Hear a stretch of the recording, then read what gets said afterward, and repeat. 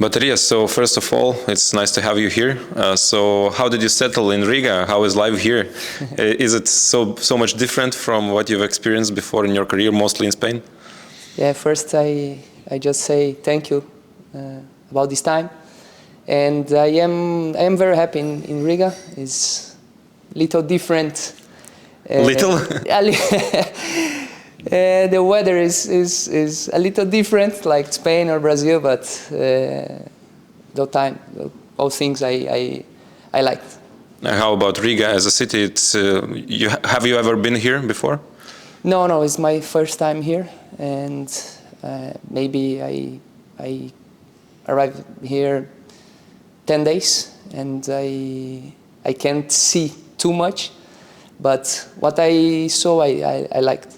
You said it's cold here, but if you're a futsal player, I guess it doesn't impact that much because anyways you have all the trainings and all the games inside. Yeah, this is not a problem, to play inside, but outside is so cold. You're here alone, without your family? Yeah, my family is in Spain because I have two kids, who go to the school, and my wife works there with volleyball. He played a long time volleyball, so she works there, and I am alone here. So you have like a sports family? Yeah, nobody likes too much. My son likes too much the futsal and football love, and they started also play paddle, paddle, so sports family. Can you tell us about this Bateria nickname? Because we know all the Brazilian players, they have these nicknames that are more easy to recognize because your full name is like Dione Alex Veronese, if I'm correct. Yeah. So how did Bateria came to life? Yeah. Normally it's the first question in my interviews because it's a funny history. The nickname is not normal, no, Bateria. It's like battery because my father worked too much time with batteries for cars, and he always loved futsal and football. He played too much time football, and I am together with him, and the people start to call me Bateria Junior, like Neymar Junior, like Vinicius Junior, because it's a little word, and when I was maybe 7 years old, I started with Bateria, and until now. You're 33 years old, so not a very young player anymore, but do you have still batteries and this passion and the willingness to win the trophies, to play futsal and enjoy it still?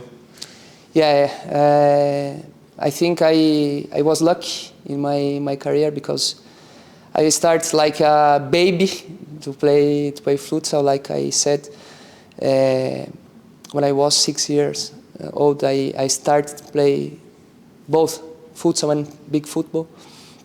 And when I was 17, it was my first game in like a first team, in Brazil.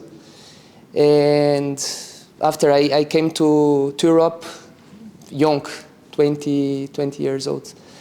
So in Spain, I think I was so lucky because I played maybe in the two best clubs of the world, like Inter Movistar and Barcelona. So there, I received my first opportunity to wear I thought to everyone, the most beautiful T-shirt in the world, like Brazilian national team. So I had a good career until now, and I want to play too much. You said already about Movistar and Barcelona, so tell us a little bit more about this experience, because these are absolutely like top clubs in futsal. Everybody knows them in futsal, and how did you get there, and how was it, for the young guy coming from the Brazil, first time to the Europe, and how it happened, and what will you remember most from that time?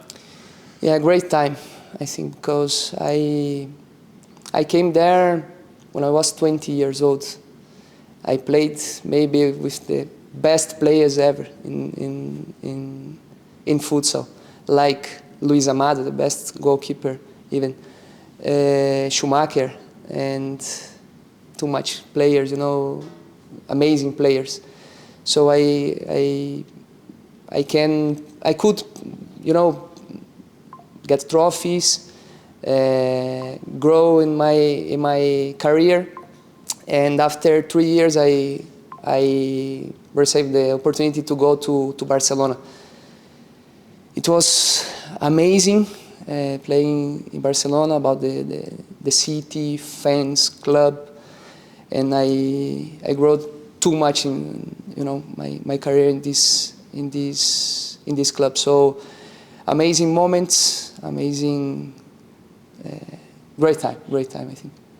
What about the crowds? Because I follow futsal and I see the leagues in Spain and in France, in Spain, and I would say that in Spain they have probably the best environment in terms of arenas, in terms of the attendance. People really like futsal. You can watch it on the TV. So did you feel that really Spain is like a special country in terms of futsal? I think one of the best, if not the best, to play, because it's like a professional league, you know.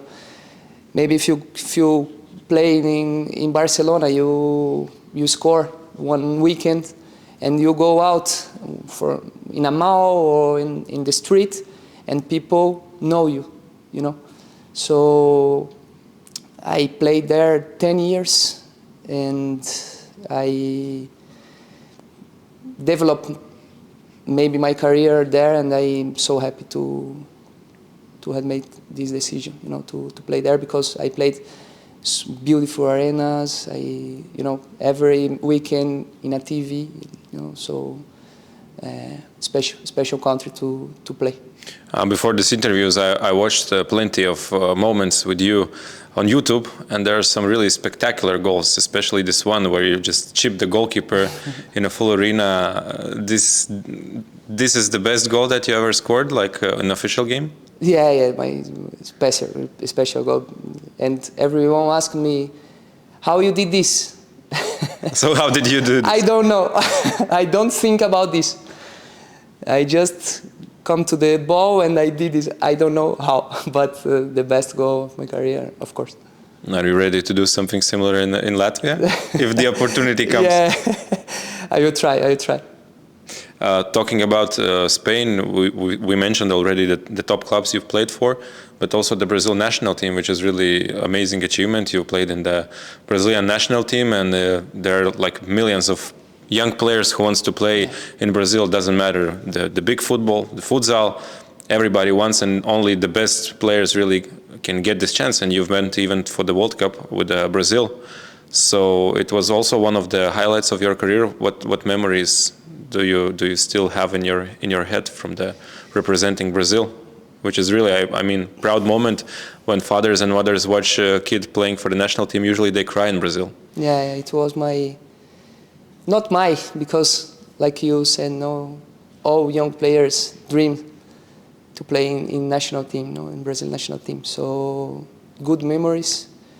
My first opportunity to wear this T-shirt was in 2010 with under 20 national team, and my first opportunity, it was 2013. So for me, the two best moments with Brazilian national team, it was in 2016. First in the qualification of the World Cup qualification,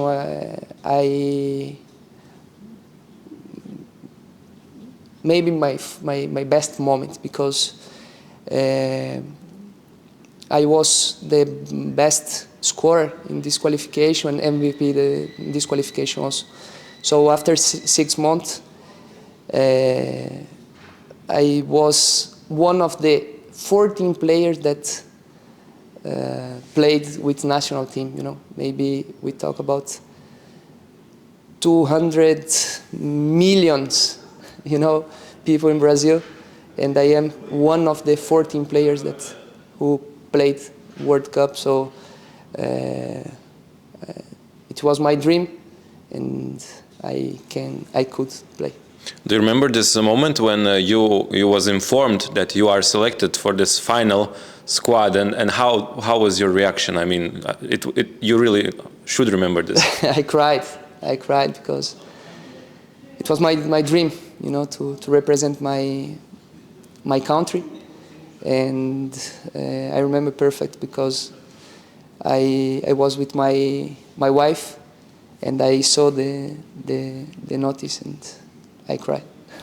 And what reactions were from your family? I mean, from your relatives, from your friends, you received a lot of congratulations, I guess, and everybody were really proud of you. Yes. Because of this, I feel blessed, you know. At the moment, in this moment, I received maybe 1 million messages from my family and from my parents, because when I started, both my father and my mother supported me a lot. They are supporting me a lot from the beginning. So this was so important to them also. And how was the World Cup experience? You didn't win the cup, but how was it? Not like I want, because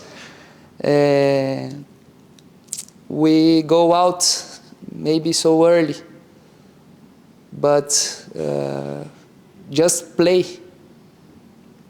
I played 4 games in World Cup, and I scored maybe 2 or 3 goals. And this is, for me, one of the best moments of my career, of course. And I had in the memory now this moment. Maybe sometimes you want to try to explain this, and you don't have words to explain, no, because it's, you know, it's your dream, and the dream is true. In 11 against 11 football, we have Maradona, we have Pelé. I'm mentioning this because still futsal is, let's say, developing sports, and not all of our viewers, they know the futsal players. But I would compare, for example, Falcao to these legends like Maradona, etc. So you played with Falcao, actually, who is like absolutely a legend in futsal. You played in this World Cup with him. You shared the same dressing room. It was the first time you've played with him together, and still, what can you say about him, and how good how good you know him? Yeah, when I was young, maybe 10 years, I started to see, you know, videos from Falcao, and he played in my city, and it was amazing. And after maybe 10 years, I was playing with him. So what I saw, amazing player, you know, skills, goals, pass, amazing. And after we was together in the World Cup, and I saw, you know, goals, amazing goals, awesome goals from him. Okay, and let's move to the Latvian part. So now we are here in RFS. It's not club so well known as probably Inter, Movistar or Barcelona, but we know this club in Latvia very well. So how did it happen that you came to Latvia? Do you remember this first call, first interest? Yeah. Can you tell us? Yeah, RFS showed me an interesting project. I spoke with Dima, and he showed me a good project, you know. That's why I decided to come. I think the league, it is growing, and I hope I can grow faster, I think. So I am so happy to be here, and after I can speak now about these guys, no. Everybody, they are helping me a lot of in my adaptation. Another country, culture, another city, another club, and they are helping me a lot of. So I just want to say thank you to all these guys, you know, my teammates, the staff and directors, because they are helping me too much. You played with Ricardinho in Inter Movistar. I guess you also maybe knew some other players who played or plays now in Latvia. With whom did you talk before deciding to come to Latvia? Did you talk with someone who was already here to just ask him? Maybe it was Ricardinho, I don't know. Yeah, another player that I was lucky to play together, like Ricardinho. You know, we played in Inter Movistar. We could to be a champion, Spanish champion. So I spoke with Latvian league with Ricardinho and Stāsts, who played in Riga, because we played together in Spain, also in Cartagena. So all the guys told me about the league, about the city, and told me well about this, you know. So the decision it was easy, not so difficult. And we have this biggest opponent that we have. It's actually some kind of rivalry already in Latvian football, Riga against RFS, two teams from the same city, so kind of a derby in Latvia. We have a full stadium usually when these teams play in 11 against 11 football, and also in Futsal when these teams play. The interest is also very, very huge. So are you looking forward to meeting Riga on the court, on the pitch, and are you looking forward to also beat them maybe in the finals or in the cup final? How much are you looking forward to play against this strong team? Yeah, I hope to be in the final against Riga, because I think it's good to the league. It's good to both clubs, you know, to grow the league, and I think